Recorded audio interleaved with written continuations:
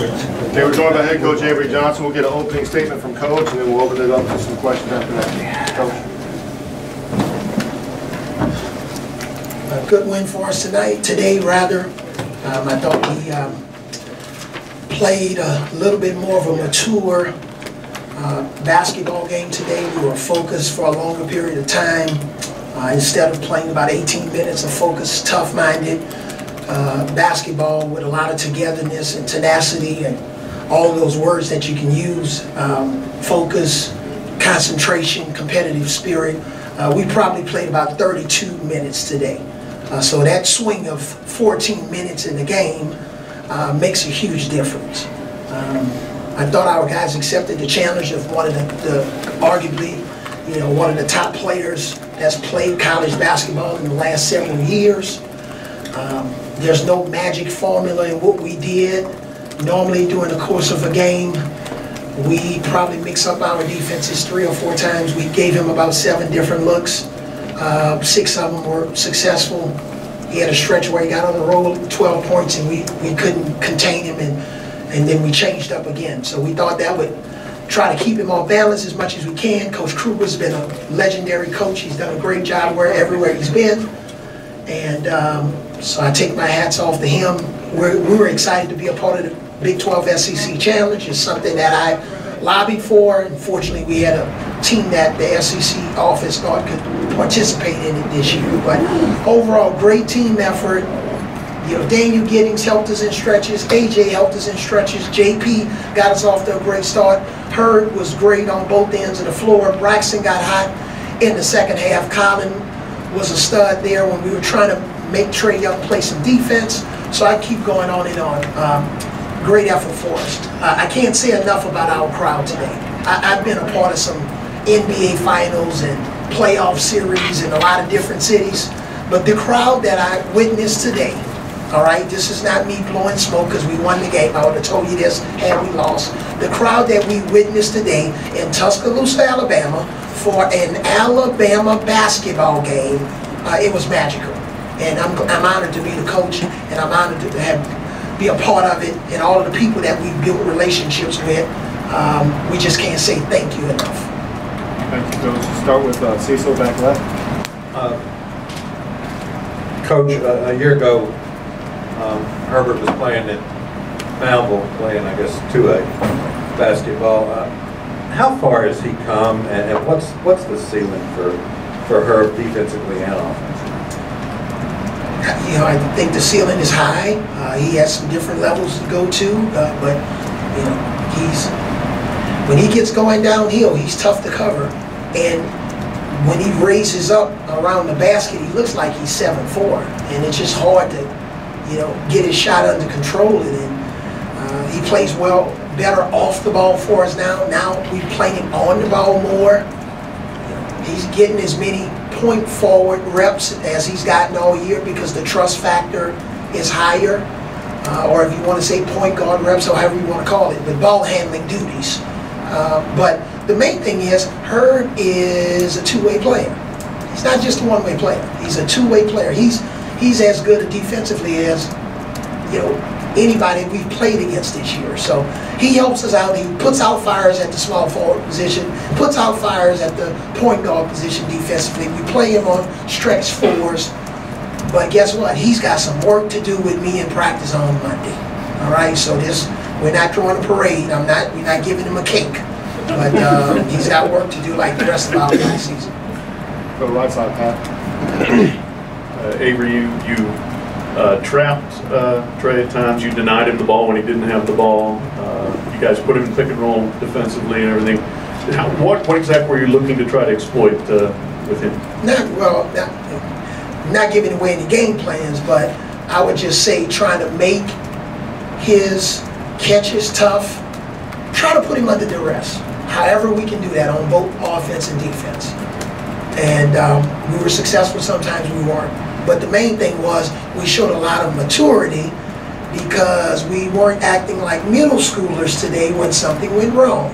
We moved on to the next play. So I'm proud of our team for doing that. Second row on the left, Chandler. Avery, you kind of mentioned that stretch there where Trey got loose a little bit. I think he scored 12 of his points. What was said in that timeout huddle, and how did you see your guys respond after that kind of, like you just mentioned, put that behind them and keep defending? Yeah, I just told him, look, the way you address how hot he is right now on offense, let's try to make him play some more defense. Okay, that's what we try to do. So we came out and ran play, had got him involved, and fortunately we were successful. And then we were able to get back and get our defense set. I was disappointed sometimes when we didn't get 3 guys on him. And when we didn't get 3 guys on him, he made us pay. So we tried to keep him on balance. He's a great player, but also we love our guy. You know, Colin was terrific tonight on so many different levels. He posted up, you know, he made plays at the basket. He got his teammates involved. So I like the balance of his game today. So I know kid gets a lot of credit, but we love our guy. Front right here, Alex. Kind of started to answer my question right there, but how do you see Colin specifically respond to this challenge of kind of, I know you tried to kind of downplay it as the team, not Colin individually, but how do you think he can respond, especially defensively, out there locking down Trey a little bit? I just told him look at the clock every 10 minutes and see if Alabama's winning. Okay, just see if Alabama's winning. If Alabama's winning, then you're being successful. If we aren't winning, then you're not being successful. Just that simple. That took all the pressure away. Just look at the clock every 10 minutes, and then we'll see what happens at the end of the game, independent of what his stat line is. And then the game within a game was he had a job to do, whether he was on the ball or off the ball, defending Young or defending James or defending Odom, who's a terrific offensive rebounder. So whatever his job was within the game, like the rest of our players, just talk to me after every 10 minutes and see if we're winning, because today was really about the name on the front of the jersey. I told him if Young has 39 points and we win, I'm going to sleep good tonight. That's all it's about. Or if one of our guys shoot the ball 38 times and we lose, I'm not going to sleep good tonight. Second row on our right, Matt. Obviously, all the NBA scouts were here to watch Trey and Colin, but what do you think Herb did prove tonight, and how valuable is he to this team? Well, Herb's not trying to prove anything to an NBA scout. Okay, I'm the NBA scout. Okay, and I'm in college. Okay, so we're not talking about Herb trying to prove anything to NBA scouts. You know what I want Herb to do? Make sure he gets to his 9 o'clock class on time on Monday at Alabama in college. All the way in the back on the left, Scott. Avery, as you know, with your young team, there have been moments where when offense goes flat, which is inevitable every game, defense suffers. Tonight, though, or today, your defense stayed constant the entire game. Even when the offense went flat, they make a run, your defense, the intensity stayed there. Kind of allude to that. On Thursday, we had arguably our hardest practice of the year. Okay, and I'm going to get to your question, but I just want to make 2 points. We got great carryover from that practice into the game, all right? And I think we were here 4 hours, however long, 3 hours. But unlike our game against Georgia, I backed off of them yesterday. You know, I think we were probably on the court for every bit of 45 minutes doing live action. I backed off of them, and then we just shot. Because I didn't like, against Georgia, we didn't have any energy in the tank for an afternoon game. So we practiced earlier. They were shot. I backed off of them completely yesterday, and we had great carryover into the game. So I just think preparation is critically important, especially for these 1 p.m. games. And I thought they had a higher level of sustainability on both offense and defense. And that works well in business and in basketball. All the way back to the right, Kevin. Avery, you made it clear it wasn't perfect. You've got work to do, but you ticked off the names of a lot of guys who contributed. Given the quality of that opponent, is this as close to the full package as we've seen from you guys? And how much higher is the ceiling? I wouldn't say full package, but we made some progress. I didn't know you were still working in the media. One more week. Oh, 1 more week, okay. Just letting you know I'm not always just reading about sports, okay? I go to different sections of the newspaper. But, you know, it's important for us because Colin draws so much attention, to make sure the other guys are getting coached just as hard, they're getting just as much credit, just as much of the constructive criticism, and they responded. I even like the tone of and the temperature of our team at halftime. They were locked in. You know, Colin was riding the bike, but they were locked in, and we came out, obviously got a little bit of a lethargic start in the second half, but they bounced back. They bounced back, and they were able to figure out a way to manipulate the defense and get the ball in the right places. We're going to do a couple more questions. We'll start with Drew. 2 more questions. Yep. Coach, I wanted to ask you about Dante Hall on the defensive end of the floor tonight. 8 blocks. Incredible. And here's a guy that just had surgery 2 weeks ago or whatever. We made the decision to put him back in the lineup tonight.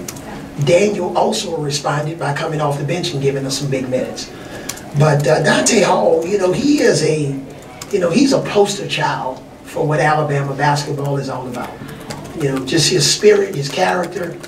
He's one of the guys on our leadership advisory board that I meet with every week. And, I remember after the Georgia game, I'll tell you a quick story. He asked me not to show the film. That was the first time he asked me that since he's been here. So I respected him. We moved on to the next team. And normally we would watch film for about an hour, especially after a disaster like that, right? But he asked me not to watch the film. I was proud of him for having enough courage just to ask me not to do it. So he's growing up. And the guy from Luverne, Alabama had 8 big blocks tonight. We needed every one of them. Last question, Cecil. About 7 minutes left in the game. You're up 2, and Braxton hits back-to-back threes. He had not shown that kind of confidence in taking. He backed off some open threes the last couple of games. How did you see that development in that stretch of the game? Well, his first 2 that he missed, his balance was off. So we always talk about him getting his outside foot planted. Get your outside foot planted so that you can get vertical, okay? And he wasn't vertical in the first half. He was leaning. So we talked about it at halftime, and I just kind of had to reprocess his brain a little bit from what we call perceived failure. And I said, if you're in that situation again, if nothing else, get vertical, and then make sure your hand gets all the way through the ball. And he did that, and fortunately, he got great spin on the ball and had great results.